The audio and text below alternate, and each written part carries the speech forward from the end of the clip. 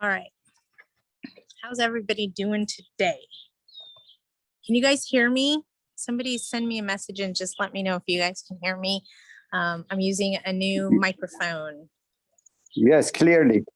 Perfect. Thank you. Is it better than the old system? Yes, I'm it's trying. much Okay, better. Good. Thank you for that. So, not a whole lot going on today, but a lot of things changing, just so we're all on the same page, and we'll go ahead and get started as I let people in. We're still seeing a few issues with getting the money through the government program as far as the housingiskey.com website where the federal government's distributing funds. We're having some communities that are run out of those funding. HDICLA is one of them. Currently, that program is completely out of funds and no longer accepting applications. And then we're seeing other areas that weren't heavily hit financially that they thought might be. An example that I could give you is that somewhere, oh, I can get rid of the severe echo. It's me, I have a new mic, so I can move it if you guys are having an echo issue. Thank you for letting me know. Somehow I pinched my necklace in there. So do you still have an echo? Does it sound good? We'll figure it out together, you guys. I'm trying. So just want to say that with some cities that are running out of funding, other cities have plenty of funding.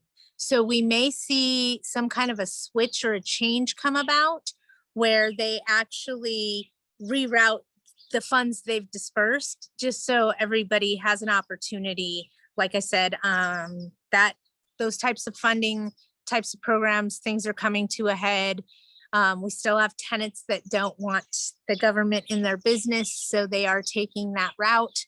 And we still find that our courts are severely inundated with cases that are coming through. Still letting people in, you guys bear with me. So with the slowdown that we're seeing in the court system, and if you guys aren't in litigation right now, let me just explain to you what is going on currently versus what I'm projecting us looking at in the near future. We all know the real estate market is not going to continue to climb, and this bubble that's going up is going to burst. It doesn't take a genius to figure it out.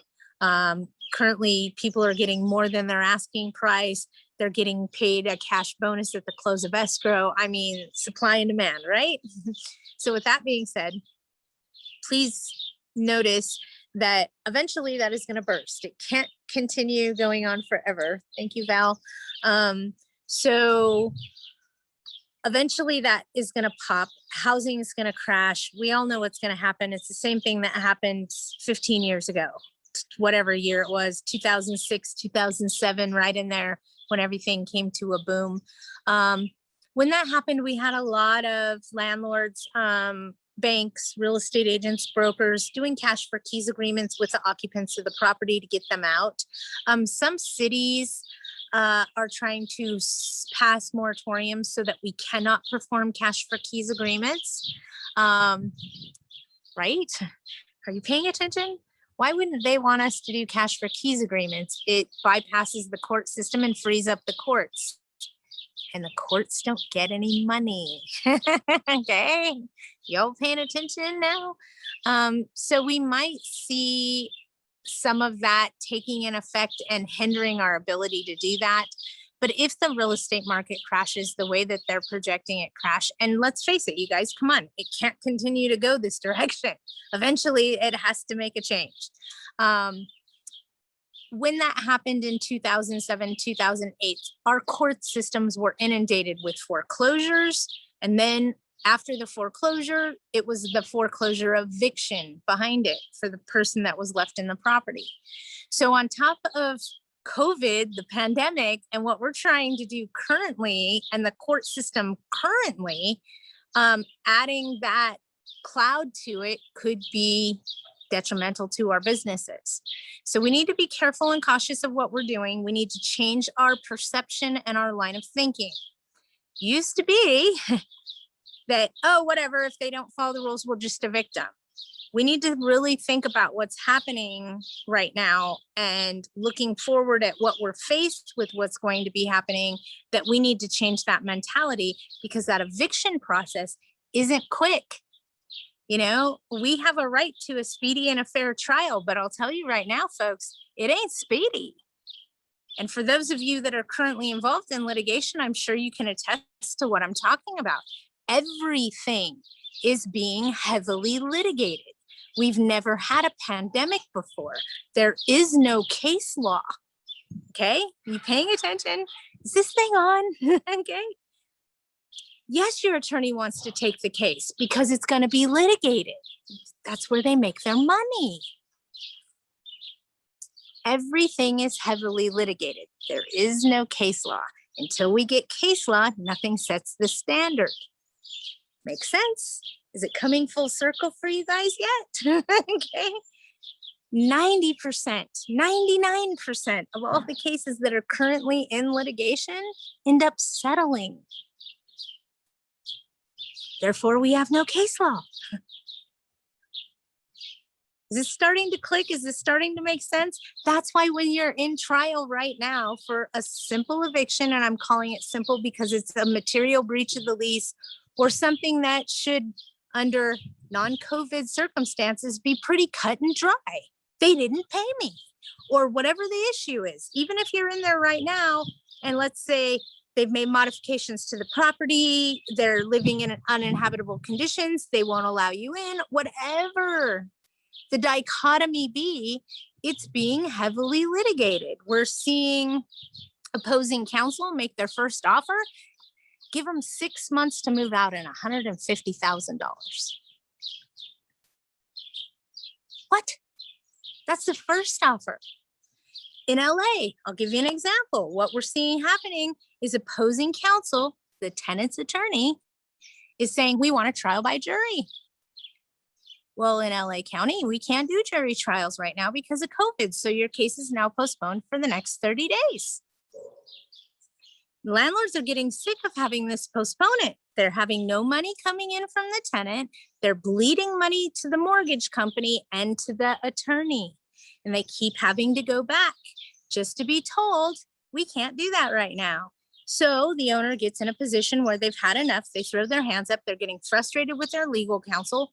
Can you blame them? No, I'd be frustrated too. And they start saying, what do we have to do to settle this? How do we make this go away? How do we make this stop? Well, then you're now, what do we need to do to settle? Well, now you got to come to terms like the yard sale of I'll give you this, no, and we want this, no, and come to that balance where you guys can come to an agreement. Then you sign a stipulated agreement, and that's the ruling, okay? For credit reporting purposes, a stipulated agreement is not reflected on another party's credit report.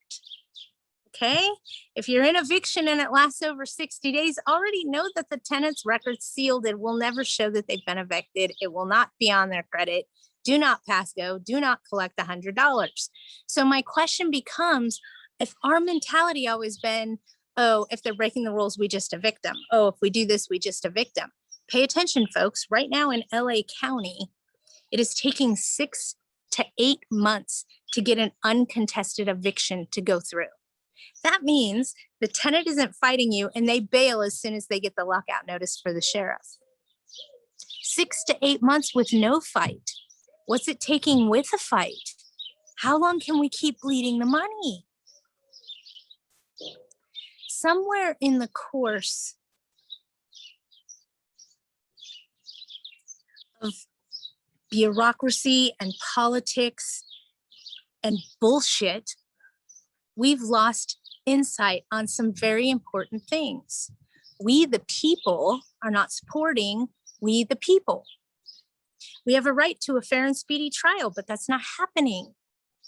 So what we've been accustomed to versus what we're faced with are two totally different things entirely. We have landlords that are saying right now, this is what's right, and I want to fight for it. And as they're getting drug over the coals, eventually it's like, okay, I throw my hands up, I roll over. How much do I have to pay to make this stop? I can't keep doing it. Until somebody goes all the way through, we're not going to have a standard. It's not going to set the precedence of what can and can't be considered. And a great example I gave you guys last week was Green versus Superior Court of California. If you don't know about that case, look it up, read it. It will interest you tremendously. A tenant got evicted for non-payment of rent and then sued the court because of the living conditions.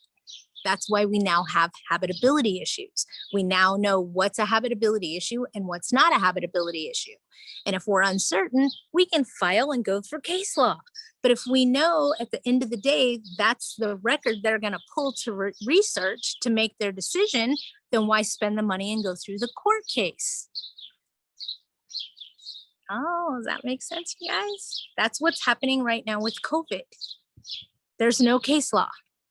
There's lots of rules, but nobody knows where the boundaries are and where the line is drawn in the sand. I mean, come on. The great clue here is if they were affected by the pandemic, the word is affected.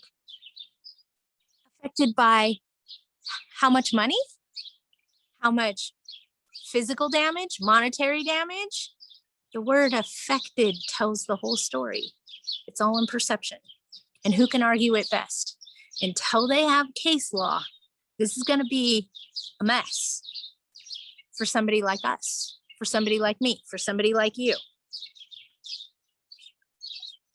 Okay, so I'm not trying to scare you. I'm trying to get you to pay attention on what's happening around us and what that entails. Sometimes when we're looking down the tunnel this way, we can't see what's happening outside of it. And right now we need to pay attention to all the moving pieces and all the moving parts, because a lot of things that are happening right now don't benefit us as landlords. Not that they ever have, considering we're in a pro-tenant state, because they are the majority, and we are the minority, okay? I mean, we have single family residence owners that are sitting on their properties, their vacant homes, because they don't want to put them back up for rent, have somebody move in and cry COVID. So they're just sitting on them, holding them. That might be part of the issue with the supply and demand that happens so quickly right there in COVID. Ding, light bulb, light bulb. That's what I'm saying, making sense? Okay, you guys paying attention? It's going to get worse before it gets better, but it will get better, I promise. Fingers crossed. Something is going to happen in the very near future, whether it's the real estate market busting and bubbling or something else happening, but something is going to trigger all of the cards that have been put up to take a turn. It can't continue on the path it's on, you guys. We're doomed for destruction. Let's face it. We're doomed for destruction on the road that we're currently on. Tenants are screaming, we were affected by COVID. We need more time. Why? Just because the end of the protected period's coming? And I'll tell you right now, most municipalities are filing a moratorium extending it at least 60 days. Culver City just did it. 60 days after the pandemic is over, the tenants are still protected. What does that mean to us? We still can't serve the notice. You can't even serve the notice if they're protected until the protection period is over, done with. Okay? A lot of cities are adding 60 days, 60 days. We haven't heard from fair housing yet. And I got a feeling they're going to hit us with 6 months. So just know that that's the better business practice. It's the best business practice. It's the way that you can ensure they can't come after you for anything because you've allowed 6 months of time to pass before you've done anything. How could it be retaliatory? If you're following the guidelines of the system itself, how could it possibly be bad? And I know a lot of people don't want to hear, I got to wait until January to raise my rent. I'm not telling you anything. I'm just giving you the best business practice. And like I've said before, and I'll say it again, if your tenant has paid you throughout this pandemic and hasn't made you have to sweat a little bit, do you really want to reward them with their great behavior by increasing their rent immediately? Think that'll help keep the balance right? You know, think about what you're doing. It's going to affect things going forward, and keeping that landlord tenant relationship in balance is key to making your business profitable. Simply said. That is the best way that I can say that. Does anybody have anything they want to talk about today? I've rambled long enough about what we're dealing with legislation. Sorry about the echo earlier, you guys. New mic, trying something new, trying to give you best quality. Currently in the lovely, beautiful backyard of my sister's house. We have chickens over here. May I ask you a question? You can ask me whatever you want. Okay, I recently got a tenant evicted under nuisance, and during the settlement, no money judgment, no damage, no rent. Okay, that's fine. But today the sheriff came and he left, but we see that he has broken the window, and also he has left tons of stuff over there. I know that I signed earlier, about 4 weeks earlier, no damage, no rent, nothing like that. Am I allowed to take money out of his deposit or not? Because he broke the window and he did some damages on purpose after we both agreed for the settlement. Okay, you're asking me a question I can't answer because you have a written stipulated agreement. Just so you guys understand what that means, it's a court order. The court didn't order it. You guys agreed upon it. The court's enforcing it. Okay, so that's where your teeth are. Without me reading that, I can't tell you what you can and can't do. It all depends on how that's written. Does that make sense to you? Yeah, of course. I'm just saying that this happened after we I both agreed. understand Yeah. what you're telling me, but I have to see how it was written in your stipulated agreement to answer your question for you. Okay. So if you want to take a picture of your stip and text it to me at 855-WIDGET5, I'd be more than happy to text you back. Okay. Hey, this is what you can do. This is what you can't do. Okay. Thank But you. without Patrick. reading it, I don't know. Yeah, that's very fair. Thank you. Okay, no worries, no worries. You guys asked me a pretty matter-of-fact question. I'm going to give you a matter-of-fact answer. Okay, hold on. Do I have to allow myself to be in video taped by a resident when I'm doing an initial move-out inspection? I don't want to allow this, and I don't know how to handle it if they refuse to stop recording. Anna, tell me you love me. And I'm just kidding. You don't have to. I'm going to teach you a trick. Okay. And then let me look at what Victor said really quick. So we should not raise rent until January of 2022. Victor, I can't give you advice. I can give you the best business practice. So let me explain why I'm explaining to you why I think the best business practice at this point is January 1st for rent increases or for terminating tenancy without cause. Okay. And just hear me out, please. Under current law, prior to COVID, if the tenants reported bed bugs, if the tenants called code enforcement, if the tenants had a fair housing issue and fair housing was involved and it got resolved, we as landlords cannot terminate tenancy for 6 months or it's considered retaliatory. Because Senate Bill 91 added 2 pages of retaliatory issues under the bills that currently govern us, that told me right away, they're not playing. Okay. Now they're telling us we could be fined $500 to $2,500 per occurrence or as issued by the court. So in my mindset, I don't want to increase the rent or do anything for at least 6 months, 180 days, because that's a standard that was in place prior to COVID. Make sense? I mean, come on. If the tenant brings bed bugs into the property, they bring them in. We as landlords cannot terminate tenancy for 6 months or it's retaliation. What is a global pandemic gonna do?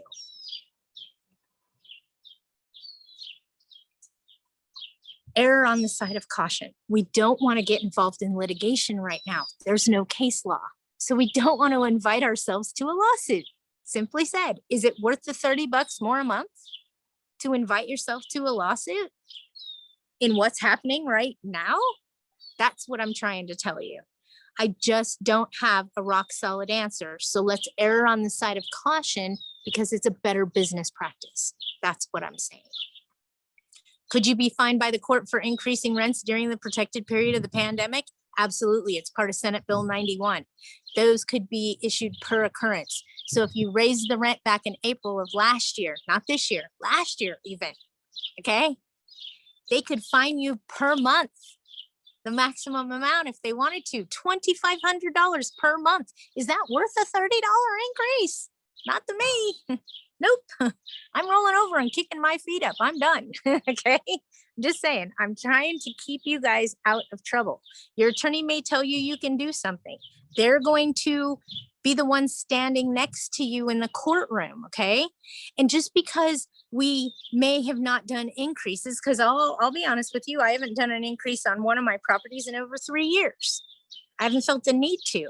And now because the real estate market's so high, I'm like, yes, I need to be getting more money. Well, I should have been doing that on an annual basis. I didn't. I was a good landlord, but now I can't dump a huge increase on them. And if they've paid the rent throughout the pandemic, is that the way I want to reward them? I get it, but you can't. You can only be angry at yourself for not increasing the rent on an annual basis and keeping up with keeping you at market value. I'm just saying. And market value right now today is not what it was 6 months ago. So if you've already done and just hear what I'm trying to say, if we didn't have COVID, if you'd already done a rent increase, it wouldn't reflect what today's market value is anyway. Because today's market value is supply and demand. It's fake, it's false, it's not gonna last.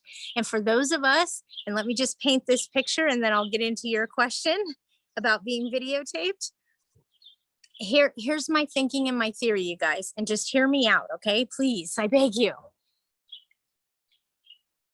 Don't be in a hurry to sign up for a lawsuit. This isn't where we wanna test the water. We've never had a global pandemic before. This has never happened to us before. We need to be cautious that we're not signing up to invite ourselves to lawsuits. We need to be cautious that we're not exposing ourselves to areas we don't want to be exposed to. When the bubble bursts and everything comes crashing down, we're going to be back where we were in prices for rental properties that we were in 2009. I can tell you right now, in the high desert, Victorville, you may be getting $1,600, $1,800 right now for your 3-bedroom, 2-bathroom house. But when the crash happens, you better be prepared to go back to $895 to keep the tenant there. Otherwise, they're just going to move and you're going to have to flip it. And that costs you more money. So please remember that. Sometimes it's cheaper to keep her.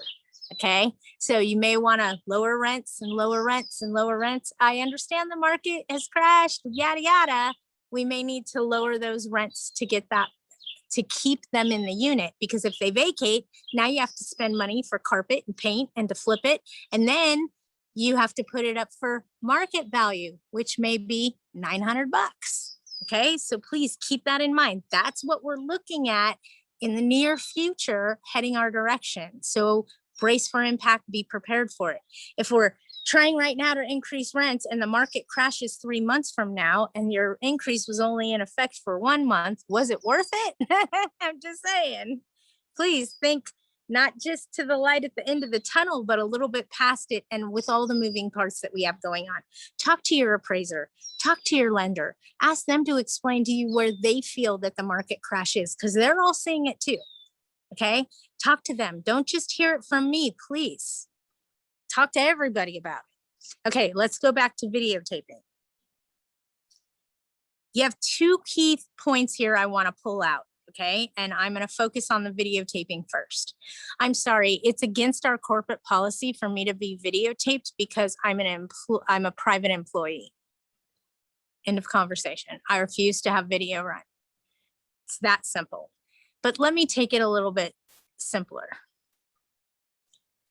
And right now I need you guys all to pay attention to the words coming out of my mouth because I'm trying to word it carefully. So please, clear head, okay?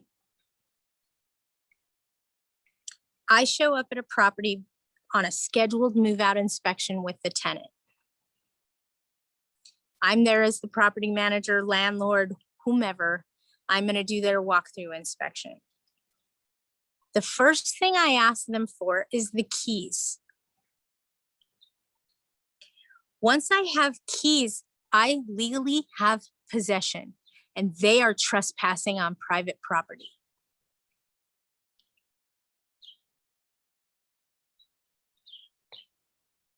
Okay? Did you get that? First thing I ask for is the keys, because now that the keys are in my hand, they have surrendered possession. And technically and legally, they are trespassing on private property. In the event the Val, get those damn keys. The first thing I always want is, hi, I'm here to do your walkthrough inspection. First thing I need is the keys. I don't go any further until I have the keys. And it has to do with what's in Widget's arsenal. If I start to get in an argument or a confrontation, they're now trespassing. I can kick them out of this property. If they don't leave, I can call the cops and have them arrested. It's no longer their house. They gave me the keys. See how that worked? Okay, getting the keys is everything.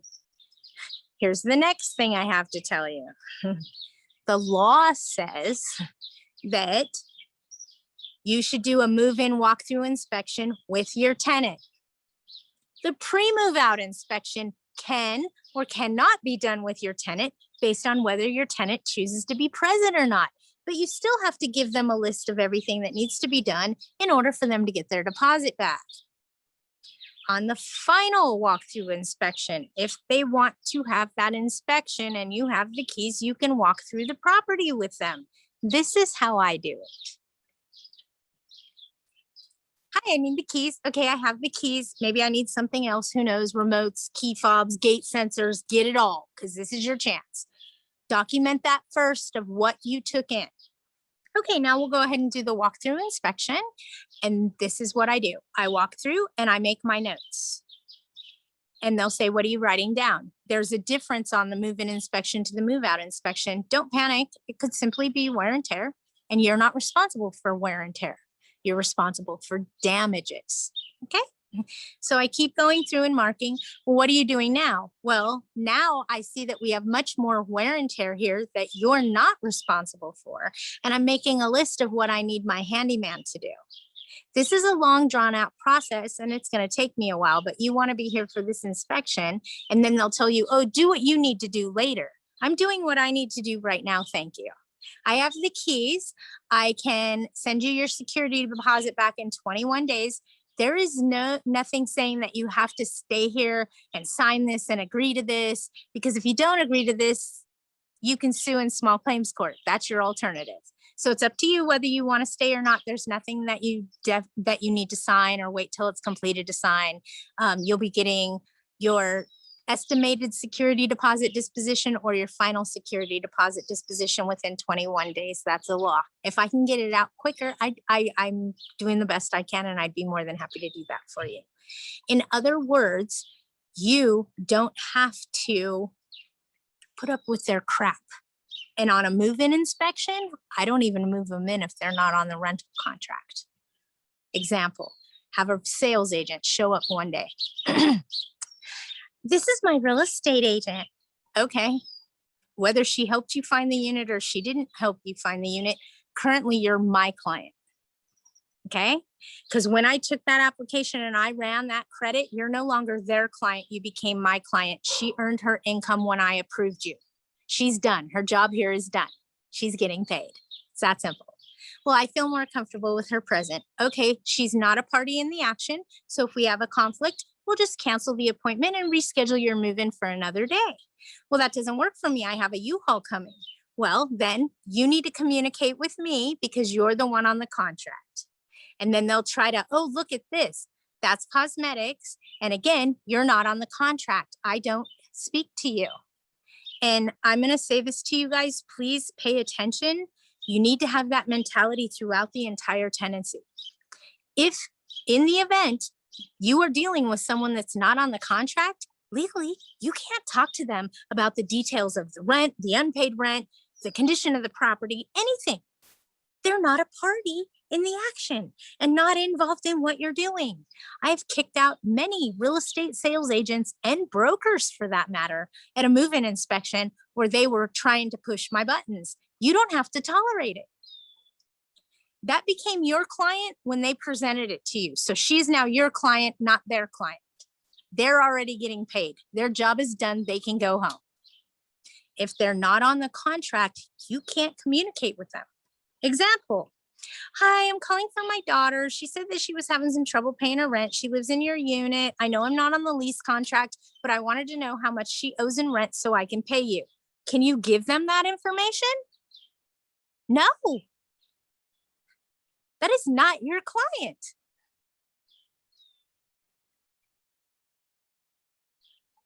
Now her mom's chewing her butt because she didn't pay her rent. And now she's bitching at you because you gave out her personal private information. Some of you like drama. I don't. I don't like it. And I love being able to say to my tenants, well, I'm so sorry that you're not getting along with your roommates, but we don't do domestics here. And if I have to get involved, it's going to be with law enforcement and the termination of your contract, most likely, because there's some kind of a conflict. So don't do domestics. Okay. So remember that. I don't do domestics. That's what the police are for. I saw a question come through. Let me see if I can pull it up. Patty, what can I do if they refuse to stop recording me during the initial move out inspection? I don't get the keys back on this day. If you don't get the keys back, they still owe you rent.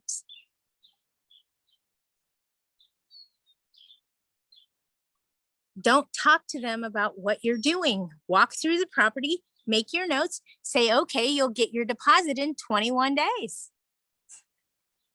There's nothing you need to discuss and argue with them at that point. The argument comes in small claims court. It's over your pay grade. So just do your job. And they're going to say, oh, well, what do I need to sign? There's nothing you need to sign. We're just walking through as to the condition of the property. And as of this second, you're no longer responsible. So if an airplane came and crashed through the ceiling, you're off the hook. I mean, keep it simple, okay? You are not required to walk through and go toe to toe with them. If you made this mark here and you broke this cabinet here, why would you expose yourself to that? Don't. Go through, make your notes. Even if you don't want to go through, okay, I have the keys. The owner is going to come do their own inspection. My partner's coming to do the inspection at a later date. We documented the condition of the premises today. You're no longer responsible going forward.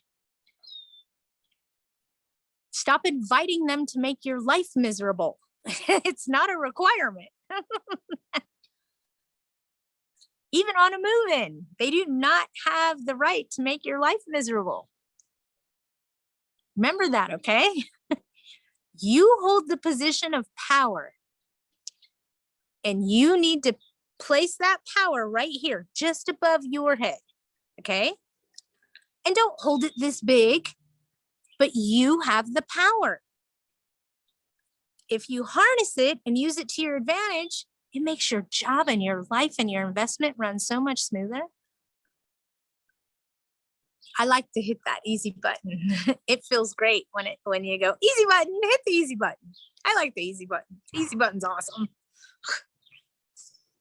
Okay, it is getting warm here and I'm not complaining, but does anybody have anything else they want to talk about? Yes. If I understand correctly, you're not obligated to walk through. You can just tell them, leave the key. I'll walk into it. You want the key in your hand. Yes, you don't I tell understand. them leave the key. Okay, give us the key back. That shows that you vacated. And then at my free time, I go over what is happened inside the apartment, and I have 21 days to return your deposit. Is that okay?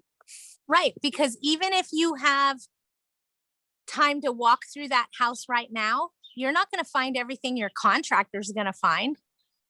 You have 21 days. Latina between 20 and 30 years old. He has a tattoo on his left side, the left side of his neck, with a leather Somebody's head, got like forearm. background noise going. The felony counts of vandalism. It's okay.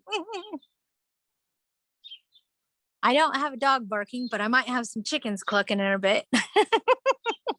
We're all human. It's okay. Yeah. You just have to get the keys back if they surrendered possession to you. Be nice about it. Don't be a jerk about it. Be nice about it. Okay. We can walk through the property. Is there anything you want to point out or show to me? No. Okay. What I try to do, and it works great, Teresa, I'll be right with you. What I try to do when it works great is I go, okay, let me give you a receipt for the keys and the remotes and the key fobs and the gate openers. And let me give you a receipt for that. And I'll just write down on a piece of paper what keys they turned in and say, okay, here you go. Because that's their proof. They surrendered the premises to you. It's yours now. That's what you need. The keys. The keys tell the story. I mean, how many of us have had to go do a move out inspection because the tenants vacated in the middle of the night or they got evicted? They don't stick around to do a walkthrough with you. It's not a requirement. You do have to offer it. You do have to make sure your pre-move out inspection is offered to the tenant at least 10 days prior to them vacating, or you can't deduct anything from their deposit because you didn't tell them what they needed to do to clean their unit to get their deposit back. So you have to do that one if they request it. If they don't request it, you don't have to do it. At the final, they have to give you keys. Once you have those keys, you legally have possession. Write them a receipt. Okay, here's your receipt. Make them think. Okay, that's all I needed to do? Yeah, absolutely. Because at this point, they're handing you the keys. They can't paint. They can't fix a hole in a wall. Does that make sense to you guys? When you're there with the keys, they're done. Game over. They can't be sweeping and cleaning. You show up and they're sweeping and cleaning. Oh, did you want me to come back at a later time? Apparently you're not ready for this inspection yet. That's how that works. Okay. If they're not ready, you don't go. It's very simple. Don't expose yourself to their way of thinking. Follow a process and a procedure, stick with it, make sure it's ethical, make sure it's legal, and stick with it. It makes your life so much easier. Yes, Teresa, you had a question. And if you don't have a couple questions. Sure.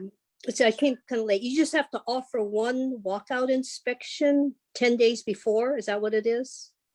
You just said. If you do a move-in inspection when you move them in, and you want to be able to charge them for something when you move them out, legally, you have to offer them a pre-move out inspection. Under all circumstances except for three. The three circumstances you don't have to do a pre-move out inspection is eviction, surrender, and abandonment. Okay, so if you evict them, you don't have to tell them 10 days prior to them vacating that they need a pre-move out inspection. If they abandon the property, you don't have to tell them 10 days, you can't. And if they surrender, they just walk in and go, here's the keys, I'm out. You can't. So those are the three things that you do not have to do a pre-move out inspection for. Other than that, when they give you a notice saying they're vacating, I give them the right to have an initial inspection, and they need to schedule it at least 10 days prior to them vacating the unit. Patty, I have to. Patty, Then I they have to. 10 days to fix and repair. Yes. Patty, I have to offer them pre-move out inspection, or they should ask me, or if I should stay quiet, it's going to be okay. No, the law says that you must inform them as the landlord of their right to have an initial pre-move out inspection. If you don't do this, I'm going to make this really simple for you, okay? If you don't offer them the inspection, and mind you, you don't have to do it, because if they don't return it, they don't want it, they didn't comply, you still offered it. The law says you have to offer it. If you didn't offer it and you're suing them in small claims court for the damage, or they're suing you for the damage, you most likely will not go any further. The judge will have your case dismissed because you, the landlord, didn't notify them of their right to have that pre-move out inspection. Therefore, you have no right to deduct anything from their deposit. You didn't tell them what they had to do to get their deposit back, so you can't take any of their deposit money to pay for anything. Does this that has- make sense? Yeah, What, this has to be in a written or verbal or either. Written. Okay. Okay, What- and let's go back to you, Val. Did that answer that question? And I know you have more. I have another question. Okay, go ahead. Oh, sorry.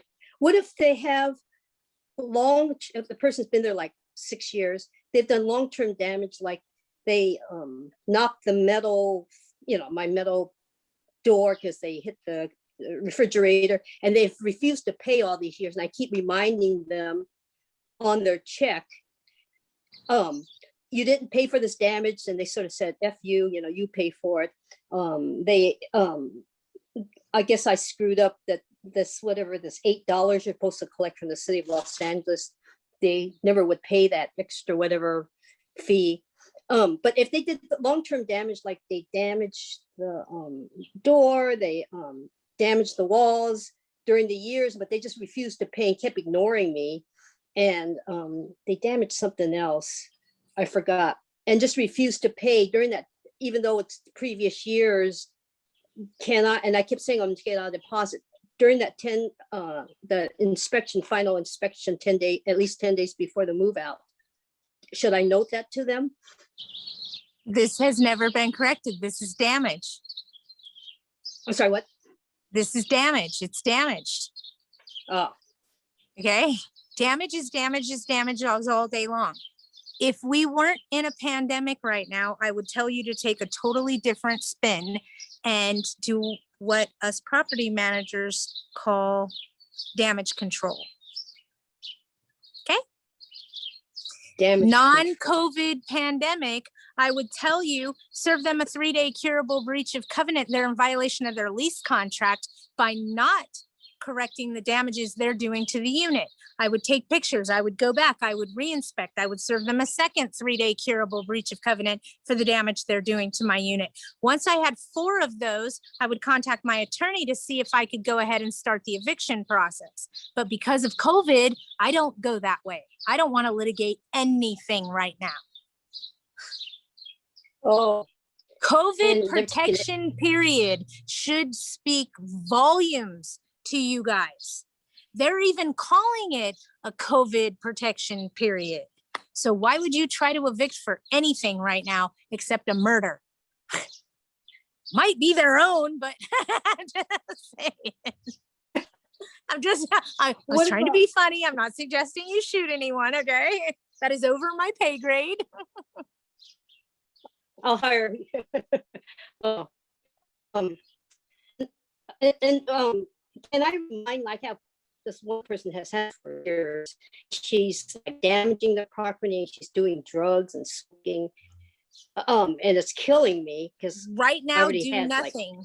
When COVID is over and the protection period is over, that's when it's time to pounce. But right now, it's just not worth it. Everything's being so heavily Even- litigated. It's ludicrous. really, even though the person has not paid and is like doing illegal stuff, and can you remind them that if eviction will be on their record, or you can't remind them anything? No. Eviction isn't going to show on their record. That's a tactic from you. And if they know that, you sound like a moron. So don't threaten them. Oh, That's you mean eviction blatant doesn't show threat. up on the? No, the eviction masking law passed in 2017, you guys. Evictions no longer What the show on hell? tenants' credit reports, only if the landlord prevails in the first 60 days. So in the first 60 days, if the tenant does nothing and they go quietly into the night because you are serious, they're going to have an eviction on their credit. The person that fights you and drags the case out longer than 60 days, the record's sealed. It will never show on their credit report. Holy cow, who passed that? Oh, The Right. majority, remember, we're the minority. 3/4 of the vote in the state of California is made by tenants. 3/4 of the vote. so you can't get rid of nobody now. Oh, You can shoot them, but it's Even not doing- legal in this country. Not saying you can't get rid of them. I want you to think about what you're saying. Okay, so let me just throw this out there for something for you guys to think about, okay? Please. If you are in a bind and you want to evict your tenant, you need your property back, whatever's going on right now, here's how I want you to think. If it's uncontested, it's going to take 6 months. If it's contested, I'm looking at a year or longer. With that being said, everything is being contested right now. Everything, because there's no case law. Everything is being contested. Okay? You got me? You paying attention yet? Is this thing on? Everything is being contested. So if you know it's going to be contested and you're looking at a potential 12 months of no income, how much money would that 12 months of rent cost you? How much is your rent? Multiply it by 12. Add $5,000 for legal expenses on there just to add $5,000 for legal expenses because everything's litigated. That's how much it's going to cost you right out of the gate to go for an eviction. Why not give that money to the tenant and have them get out in 30 days? Doing these kind of negotiations, key for cash things, do that. Cash for keys. The only 4 people can legally negotiate a cash for keys contract. That would be a licensed sales agent working under a broker, a licensed real estate broker, your attorney, or the owner of record directly. Oh. So if you want your friend to go talk to your tenant about it, it's a bad idea.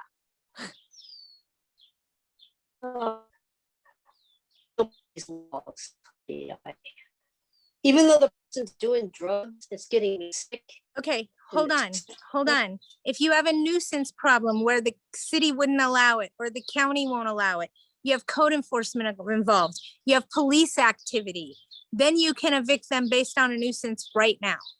But they have said that if you've previously asked for rent money and now you want to evict them on a nuisance, it could be considered retaliation. So you want to make sure to prove the nuisance, you have police reports, dates, times, witnesses, code enforcement violations, building and safety violations, health and safety violations. Those are the reasons and causes you can evict right now and not end up getting sucked into a whole butt ton of litigation over the issue. If you have code enforcement saying this is an illegal dwelling, then that's the municipality forcing you to evict them because they can't live there. They're not going to side with the tenant at that point. They're going to side with, we need that house vacant. Do you get what I'm saying? There's no emotional attachment there. Oh. Okay, so if you have a problem going on right now where you have a nuisance that's a bad nuisance and things like that, you may have to go consider going that route. And please know you're signing up for a year of no income. Be prepared. If I'm telling you right now, and here's one that makes people go, wait, what'd she just say? The process and the procedure of your law firm is to prepare your court documents and submit them electronically to the court. Some of them do allow an in-person filing. Most of them do not anymore. It is currently, because of COVID, the process and procedure of the court to have no personal contact. So then they have court clerks processing these evictions to get them started. Okay.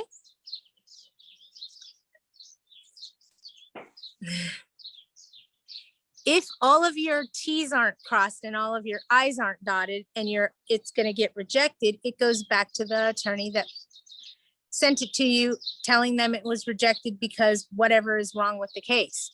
You still don't have a case number. In Barstow right now, which does Big Bear, Apple Valley, Victorville, Hesperia, the entire high desert community is now heard in the Barstow courthouse.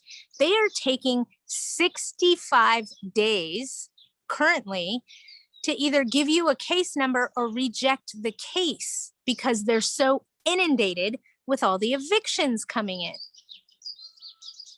60 days just to get a case number so you can serve the tenant. This is what you guys are signing up for. Eviction isn't what it used to be prior to COVID because this pandemic has really inundated the system.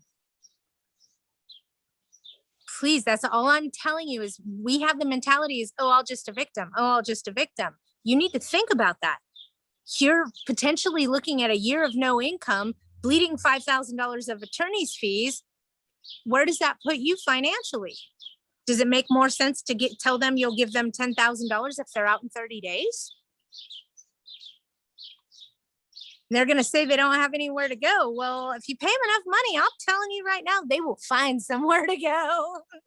We all will. But for those of us that are offering them $500 just to say, oh, I tried the cash for keys thing. Here's me talking to you. Could you move for 500 bucks? No. So don't expect your tenant to be able to. It's insulting.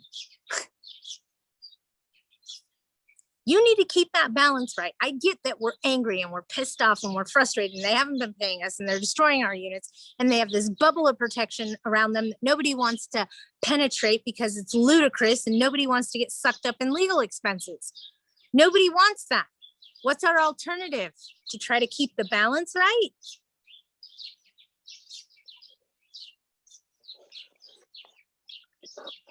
Play nice? Again, you can shoot them, but it's not legal. I don't practice criminal law. You're on your own. All right. Does anybody have any other questions? Wait.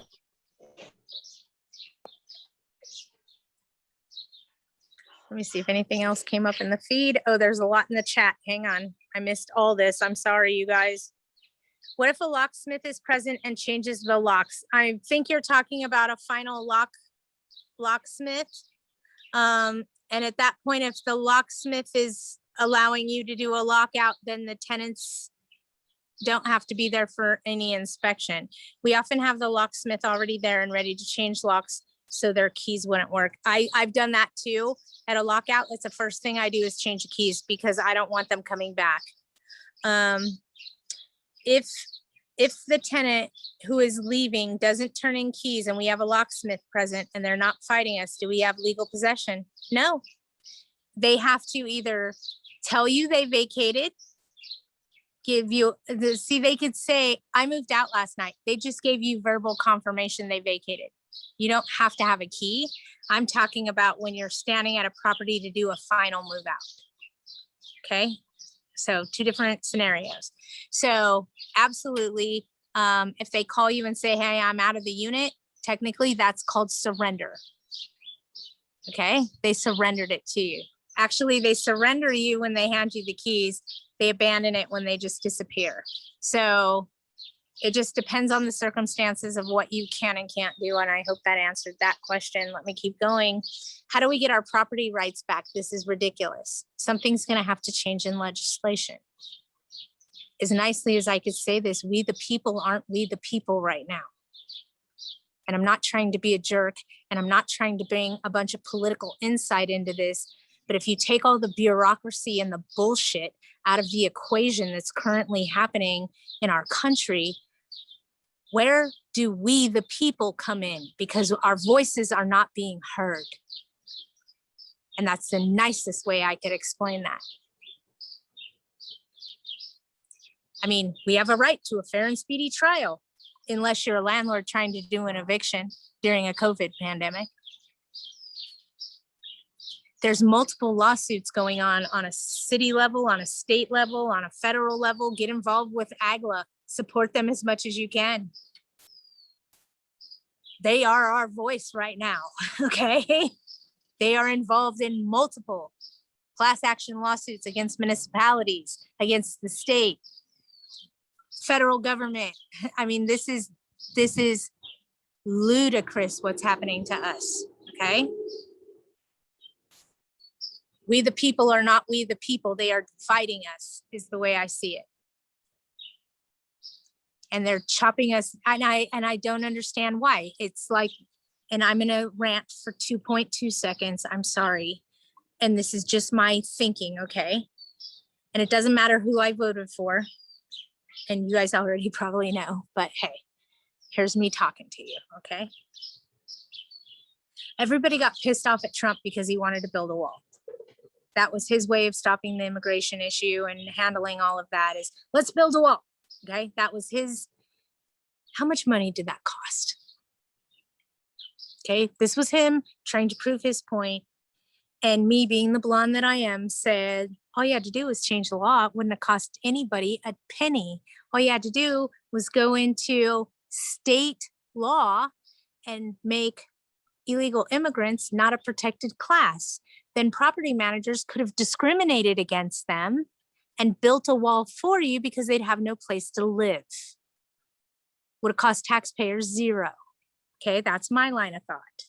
So here comes the next guy. He's pissed about what this guy did with the wall and how he spent taxpayers' dollars. So he's just going to open the border and leave it open.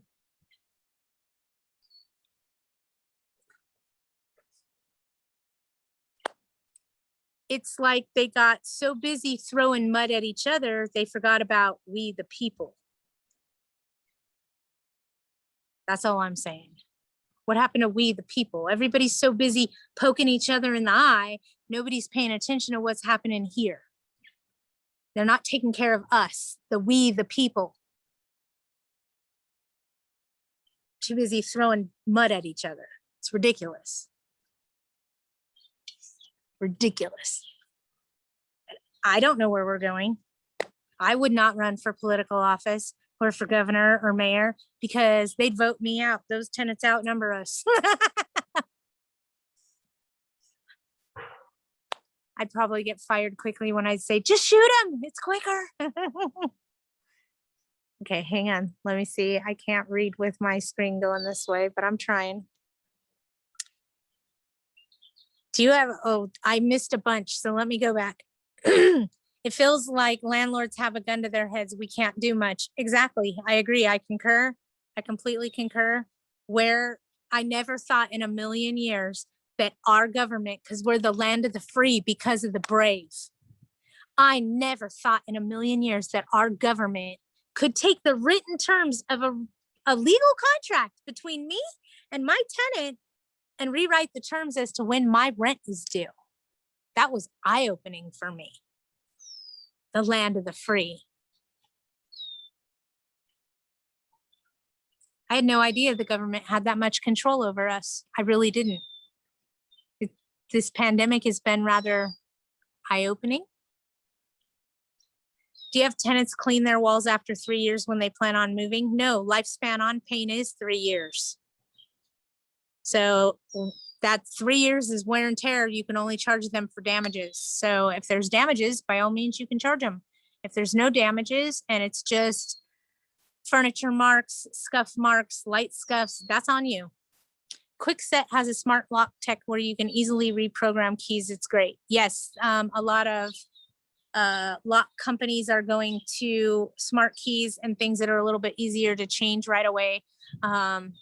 It makes it easier. And I could give you guys a solid and you guys would all go, what did she just say? So help me help you make your life easier. For those of us that manage single family homes, I'm going to tell you right now, keys are a nightmare because we have a full set of keys for each house we manage in a lockbox somewhere in our office. And it's a freaking nightmare.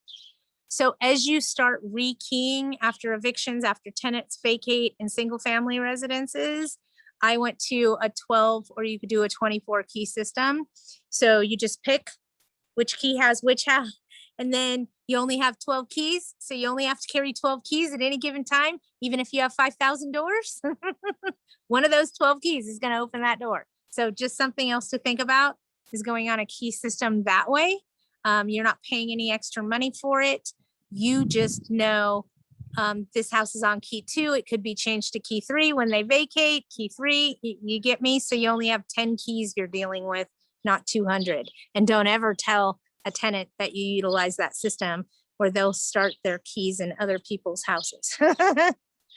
Okay. They are taking care of we the people, tenants. Yeah, exactly. What about our rights to a fair and speedy trial? How come they have more protections than we have? Just because we own the investment, we're upside down and nobody's helping us. We can't force tenants to apply for the government bailout money and we can't apply without them. It's a catch-22. It's bullshit and bureaucracy every way I see it. I got no words. It's broken. What do we need to do to fix this? Reboot, reload, and start over. What do I think's gonna happen? Have you ever heard you kick your enemy when they're down? It scares me. How much farther down do we have to fall before one of our enemies? And I'm not talking about domestic terrorism. I'm talking about our allies. You know, those people that don't like us in other countries.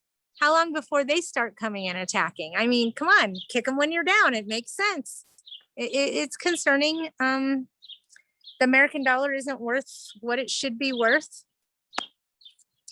Can I charge for carpet cleaning even after 3 years when I move out? Well, I don't think I need to change it yet. I love you for asking me this question, and I'm going to say it. And if it doesn't stick in your head, I'm going to beat it into your head. Can I charge for carpet cleaning after 3 years when they move out? I don't think I need to change it yet, meaning change out the carpet. Carpet has a 5-year lifespan, 7 years on upgraded carpet. Here's the key to the whole dichotomy you just said. You said carpet cleaning. Take a deep breath and listen to me. Because some genius somewhere put on the internet, and I'm being facetious, okay, that cleaning, carpet cleaning falls on the landlord and is a habitability issue. Here's the reality of what you're asking me. The key word in the sentence is cleaning. Who does cleaning fall on? The landlord at hello, and the tenant at I'll take the keys, I'm moving in. You can charge for carpet cleaning if they live there 3 months, if they live there 6 months, if they live there a year, if they live there 20 years, and you're not going to change the carpet, you can send them the bill that it costs to clean the carpet. Oh, you're welcome. Carpet cleaning is not wear and tear. It is cleaning. It is in the word itself. Cleaning. And don't get me started with Section 8, okay? Because in Section 8's rules and regulations, just so everybody wants to know what I'm talking about, it says carpet cleaning is the responsibility of the landlord. So in the event you have a Section 8 property, know that you will not pass inspection unless you have the carpets cleaned for the tenant every year. So please add that into your budget if you're thinking about going Section 8 or VASH, which is the Veterans Assisted Housing Supplemental Housing Program. It's a long word, but it's basically as simply as I could say it is it's Section 8 for veterans. Okay, Anna, hold on. I saw your question. Let me go back and snatch it. It's really hot where I am. We are considering changing the word cleaning carpet to sanitize the carpet. Don't do it. Don't do it. No, no, no, no, no. Because if you use the word sanitize and that's not sanitized to somebody's standard and they get a rash for God knows, it's not sanitized. No. Just leave it alone. Cleaning falls on the tenant. Cleaning, unless it's Section 8. Cleaning falls on the tenant. Could you go do an inspection and tell the tenants they need to have the carpets cleaned? Absolutely. Could you then tell them you still haven't had the carpets cleaned? You need to have the carpets cleaned? Absolutely. Would I evict them for it? No, not necessarily. I most likely would then have the carpets cleaned for them and send them a bill. And if they didn't pay the bill, I'd evict them for not paying the bill. But that's just the way my brain works.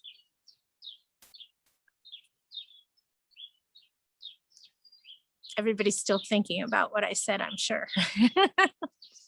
All right, you guys, it is hot where I am. It's got to be 90 degrees. And although I'm in the shade, there's not much of a breeze.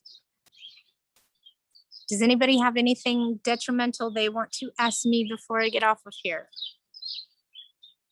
We have something new coming up on the website, just so you guys know. Yes, David, good job. Change out tile. You'll never replace carpet again. Every once in a while you get one that's cracked. It's a lot easier to deal with, trust me. New things on the website, just so you guys know, I have something called Widgets Forecast that will be coming out every Friday.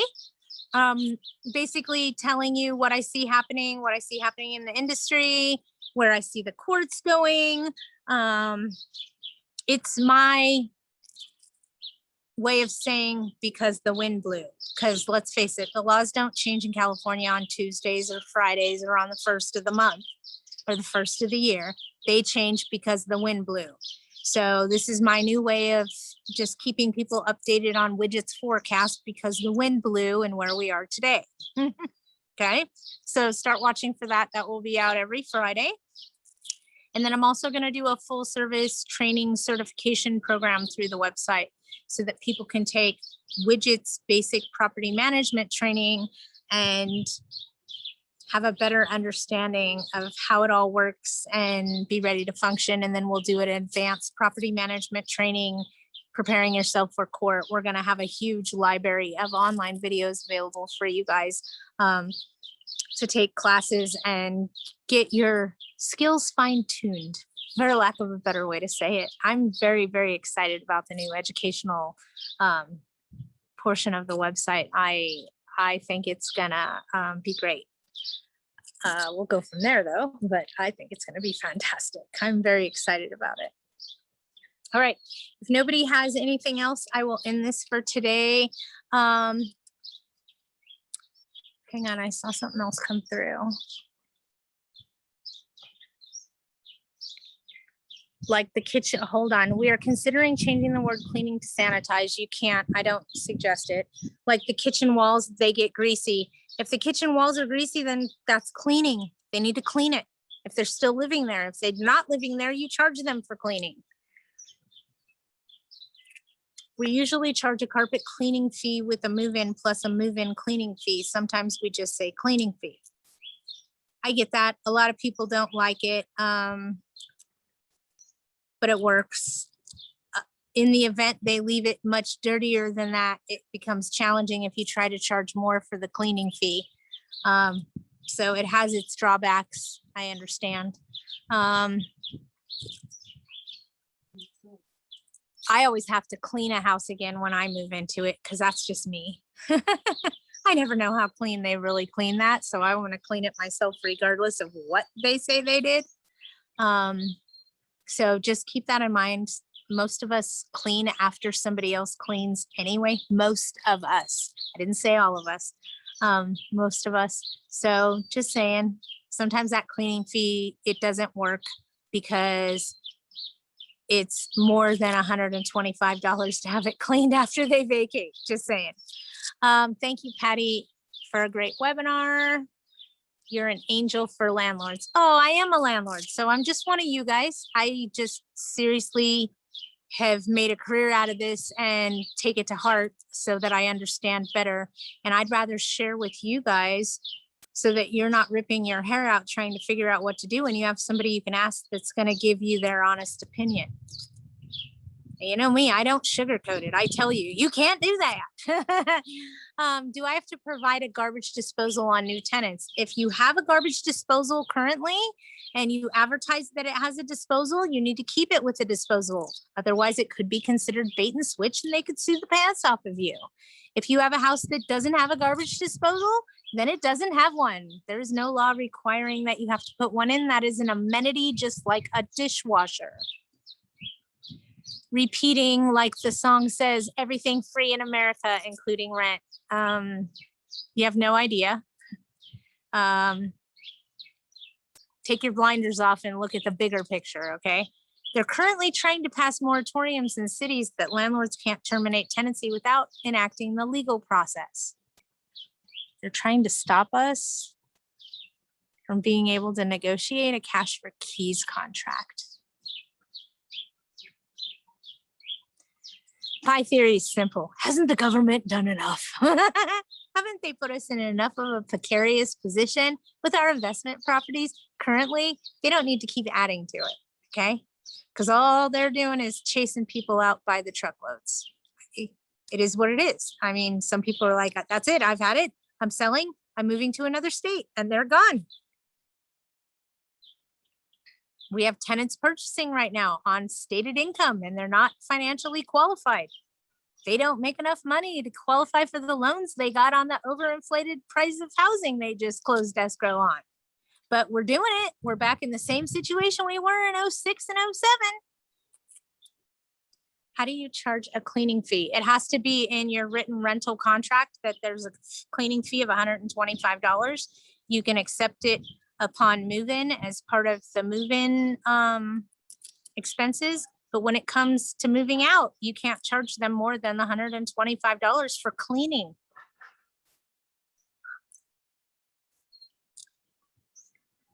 In LA, yes, if it's on your original rental contract, you can't add it now.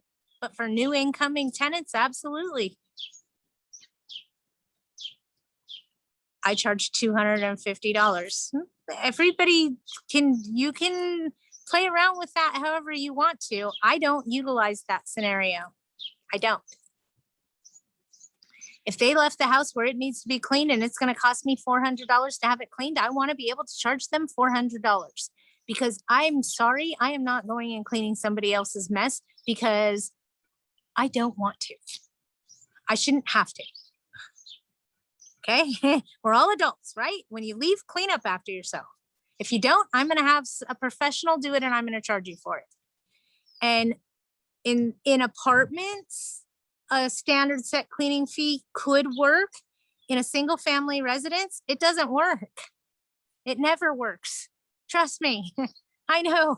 I've been raked over the coals a few times. So in a single family residence, I don't suggest it. In a multifamily dwelling, it could be more lucrative. I saw something else come through. Is there a cap on cleaning fees? No, it's a fee. But I'll tell you right now, if I went to move into your apartment and you said there was a $250 cleaning fee or a $500 cleaning fee, I'd laugh in your face and leave. I wouldn't rent from you. It's not fair. If I keep an immaculate house and it's immaculate and I clean it after I move in, so it's to my standard and I keep it that way, why should I give you $250 when I vacate? So that you can say that you had it cleaned? You'll get a refund. No, a fee is non-refundable. A deposit is. If you take it and you call it a deposit, then you need to just lump it with additional deposit. A fee is non-refundable. A deposit is. That's how I want your brains to work. If you take an additional deposit for a pet or for a key fob or for a jerk, whatever you're taking the additional deposit for, don't define the pet deposit versus a cleaning deposit. It's all a deposit and it gets lumped together. So what I say is additional deposit is required. Because when you start saying, okay, this is a $50 cleaning deposit, it's a $100 key deposit, it's a $500 pet deposit. Let me explain something to you. The tenant got drunk one night, sprayed lighter fluid all over the carpet. It was nylon. He didn't ignite it, but it melted the fibers. Okay? Did the pet do any damage? No. You have to give the $500 that you defined for pet damage back to the tenant, even though he destroyed your carpet. You have to give the key deposit back to the tenant because he gave you the keys back. You paying attention yet? Is this thing on?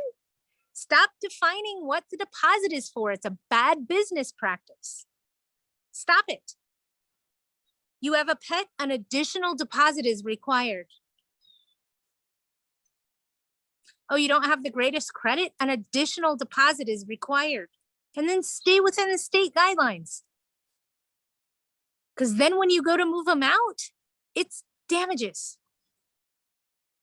Whether they're monetary or physical, they're damages that you're charging for. That's what the deposit covers. When you define what the deposit's for, you have to refund if that wasn't compromised, even if they still owe you money. So don't define what the deposit is for. Just call it an additional deposit. Example, you have a dog that's great. We have a pet rent of $100 additional per month, and there's an additional deposit required of $500.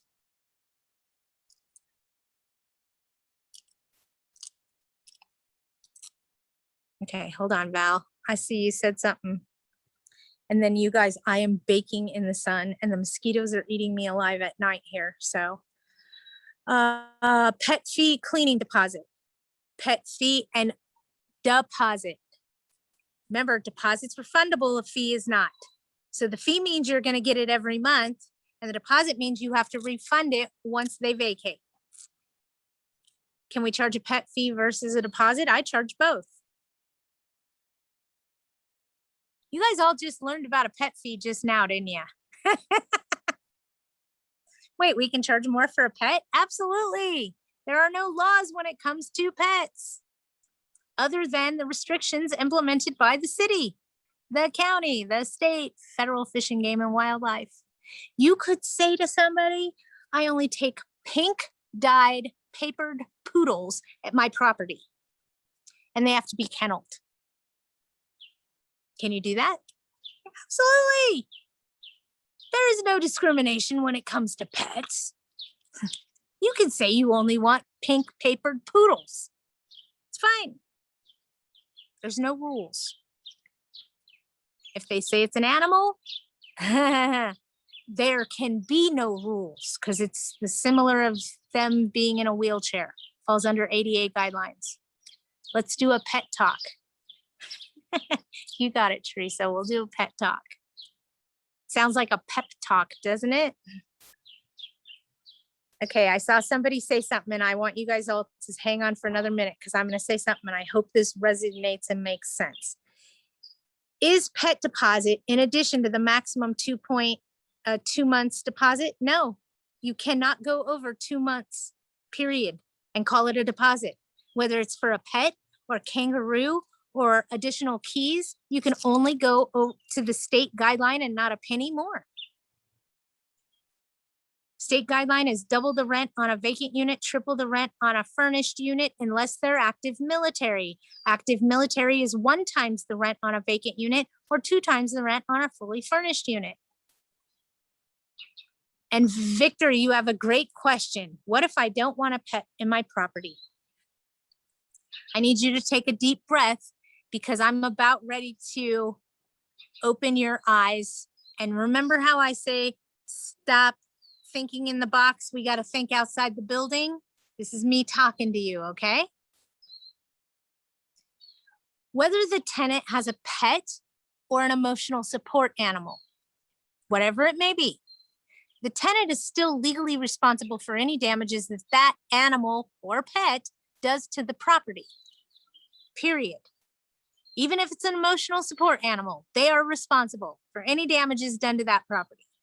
So when you take a responsible pet owner, and yes, I used that word, responsible pet owner that has a pet, they are looking for somewhere they can take their pet. That pet is a member of their family. They will pay additional rent. They will pay additional deposit. That pet is a member of their family. The dishonest tenant that may be manipulating the system so that they don't have to pay pet rent is just going to give you a letter saying that it's an emotional support animal so they don't have to pay. Okay? It's that simple. So when you advertise no pets in your advertising, what you're saying to somebody like me is, I don't want your money. Think about that. They're just going to bring them in anyway and say it's an emotional support animal. You can't charge them anything. You can't raise the deposit. You can't do anything about it.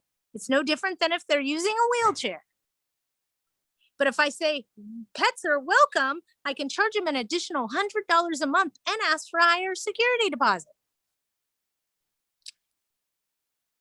So by advertising no pets, I am saying I don't want your money. You guys wrap your head around that. Because what I just said should resonate, it should scream loud and clear. The tenants are still responsible to pick up after them, whether it's a pet or an animal.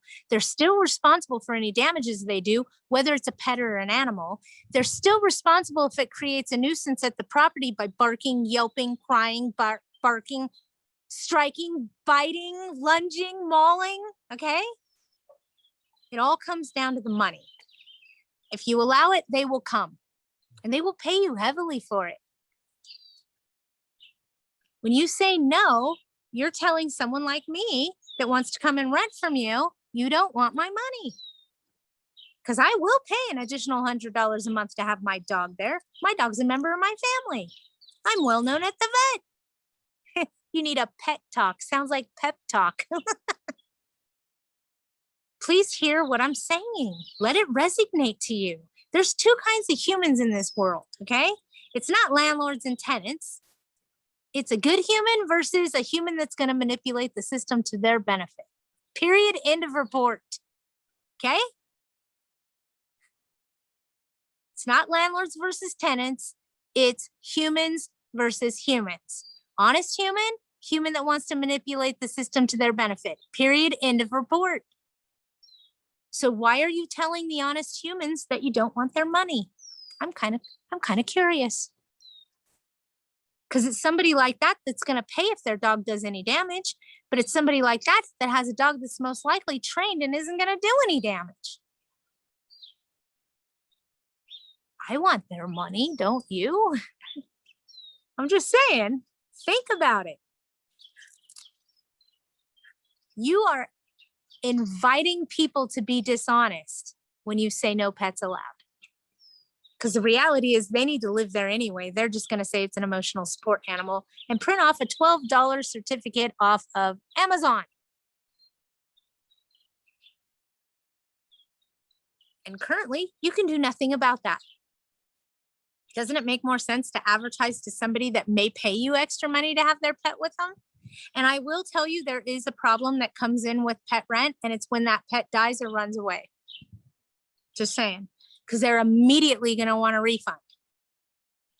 Oh, thank you for letting me know. I'm so sorry to hear about your loss. We'll make sure we don't charge you the pet rent for next month. And as far as deposits go and additional deposits, we don't allocate those until the unit is vacated per law. So we'll keep that additional deposit on file. Okay, it wasn't for the pet. Now the pet's gone, I want my deposit back. No, no, no, no, no. A deposit is a deposit is a deposit. It stays with the property. That's why it's additional deposit and not defined for a pet. See how that worked?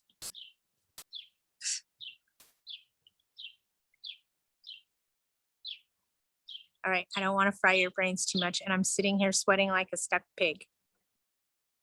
And I'm waiting for somebody to ask me, Patty, where are you? We know you're at your sister's, but where's she? Nobody? I gave you a nice view of the White Mountains. I'm in Bishop, near Mammoth, near Yosemite. My sister's a forest ranger up here. So did some fishing yesterday. Plan on doing a little fishing today, maybe. Okay, hold on, Teresa. I see you have a question coming through. I just can't read it the way my camera's pointed. What if landlord or other tenants or handyman allergic to animals or dogs? If your handyman's allergic to animals, then find another handyman. I'm just saying. If they're allergic to animals, then you'll find another vendor that wants your money. As far as you as a landlord being allergic, remember you're not living there. If you need to go in, you may want to hire a property management company, just because I'm not familiar with the severity of your allergies. Okay.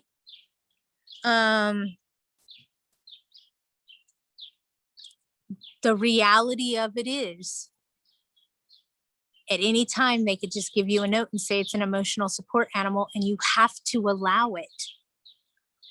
So if you're forced to allow it anyway, why not invite it and use it as an opportunity to offset other expenses? I hope that makes sense.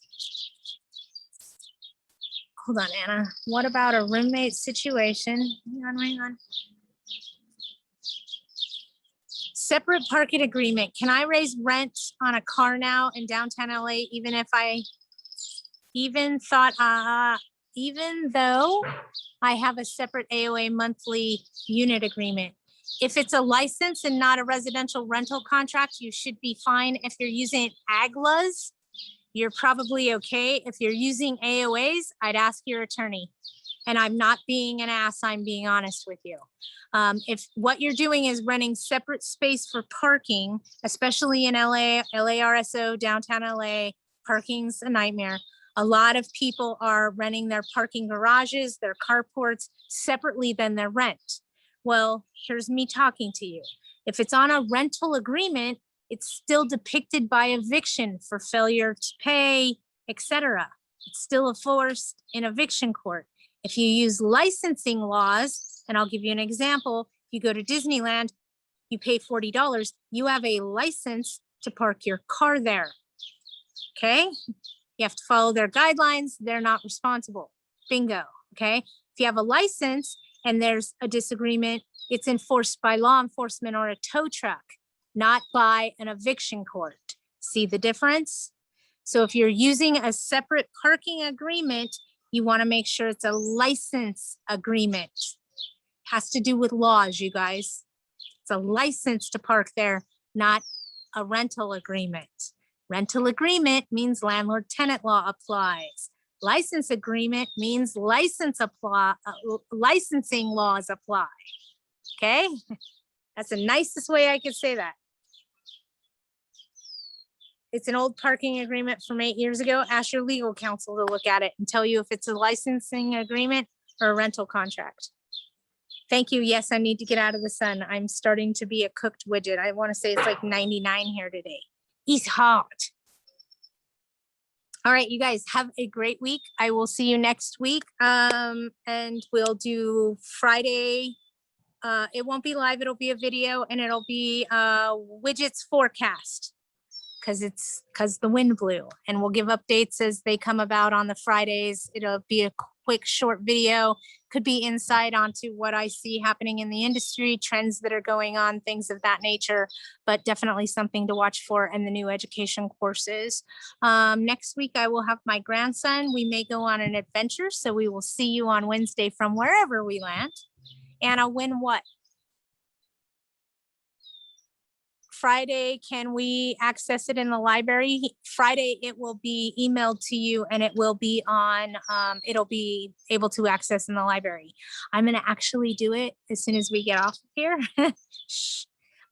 He's gonna go back in and edit the video and then put it up on the website for me on Friday under this new forum we're using called Widgets Forecast. It's like my weather forecast. Which way is the wind gonna blow? What are we dealing with now? What caveat did they throw at us that I didn't think was going to be possible? Because I'll tell you, I learned a lot during this pandemic, and I learned how powerful our government is and how we think we're free. I feel it's a little bit of a misconception. And that's just my opinion. How are you able to rewrite the legal written terms of my rental agreement as to when my rent is due? I never thought they'd have that kind of power. In the city of LA currently, it gets worse. If a tenant says you can't come in because of COVID on a 24-hour notice to enter, it is unenforceable in a court of law. So if a court of law is unenforceable on a notice to enter, how are we supposed to get in and re-inspect our units?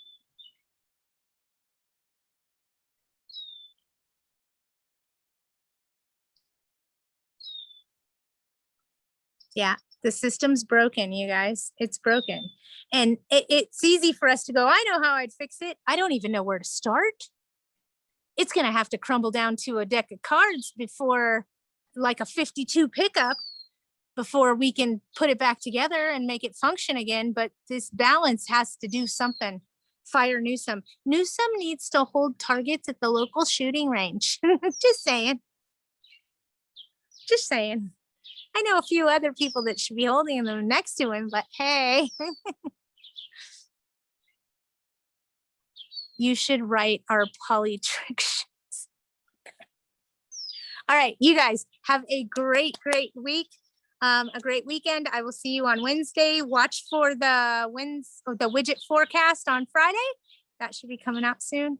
Until next time, you guys know how to hunt me down if you need me. Have a great one. Bye.